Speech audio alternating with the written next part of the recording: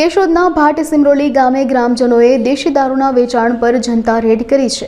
ગામના મહિલા સરપંચની આગેવાની હેઠળ ગ્રામજનોએ દારૂ વેચતા તત્વોને રંગે હાથે ઝડપી પાડ્યા હતા। આ ઘટના બાદ મહિલા સરપંચે પોલીસ તંત્ર પર ગંભીર આક્ષેપો લગાવ્યા છે। તેમણે જણાવ્યું કે ગામમાં દારૂબંધી લાવવા માટે ગ્રામ પંચાયતે પોલીસને અનેક વખત રજૂઆતો કરી હતી, પરંતુ પોલીસ દ્વારા કોઈ પગલાં લેવામાં આવ્યા નથી। આથી કંટાળીને ગ્રામજનોએ જાતે જ આ પગલું ભર્યું છે। કેશોદ તાલુકાના ભાટ સિમરોલી ગામના સરપંચ બોલું છું।